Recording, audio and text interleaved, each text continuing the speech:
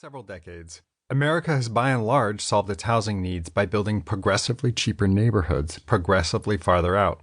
It has forever changed the landscape and upended our governance as well. In effect, we shattered urban regions into a constellation of smaller cities and reactionary single-family house neighborhoods whose influence over local land use decisions give them an astounding amount of control over how much shelter we build, where, and at what cost. These decisions have huge implications beyond housing.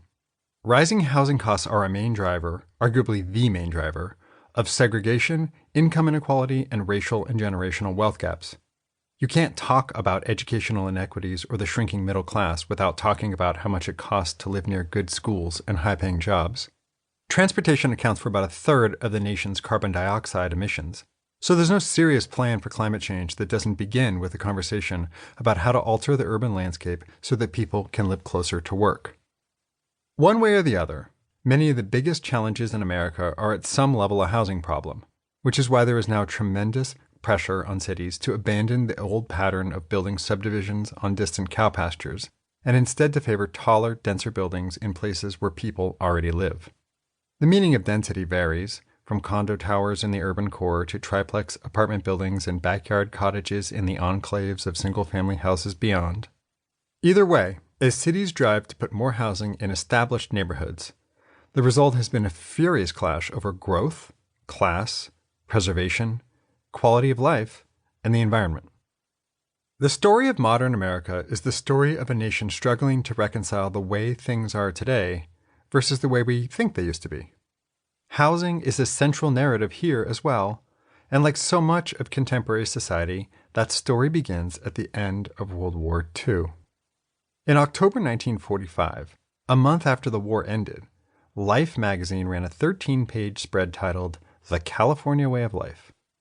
The idea was to use California as a window into post-war trends. The state, quote, may in time radically influence the pattern of life in America as a whole, the magazine wrote. And they did it by profiling 3 Los Angeles families who made $50,000 a year, $10,000 a year, and $3,000 a year, about $700,000, $140,000, and $42,000, respectively, in 2019 dollars. The rich family, the Stothards, lived in a big house in Santa Monica with a live-in cook and 4 cars. The middle family, the Campbells, were nearby in a West Los Angeles ranch house with a pool on a 3/4 acre lot. No servants, 2 cars. The surprise was the third family, which was headed by a fireman named Leroy Loeffler. The Loefflers lived in a 6-room bungalow in Glendale that was full of modern appliances and had a backyard patio and lemon tree. The Campbells do not live as differently from the Loefflers as might be supposed from the difference in incomes, Life noted. There's plenty about this picture that we can't or don't want to go back to. All of the families were white. Women's lives are described in terms of shopping trips and social circles. Life made casual mention of the Stothards' quote, Negro cook, and no mention of the black families across the nation who were being denied access to the federally backed loans that the Loefflers bought their house with. Circa 1945, Life also seemed to operate under an assumption of endless open space connected by endless open freeways. The wrongs of the past are so easy to identify that it can be hard to appreciate the pieces that feel right. What feels right about the story isn't the style of the houses or the size of their respective yards, but that it defines affluence in terms of breadth.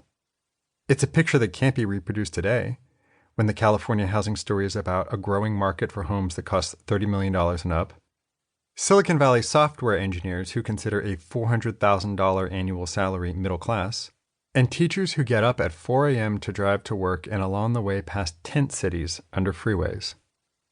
This book is about that new, less flattering version of California.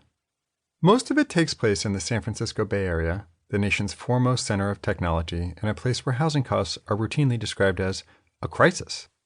The region's cost problems are so long-standing and extreme that it provides a bright and fully formed picture of how housing goes wrong and the mix of solutions that can help fix it. But San Francisco is just an exaggerated example of the geographic inequalities that are rising in tandem with global income and wealth gaps, and a cautionary tale of what happens when you combine a high-performing economy with decades of anti-growth sentiment. You can find the same basic story in different shades and tones in Seattle, Minneapolis.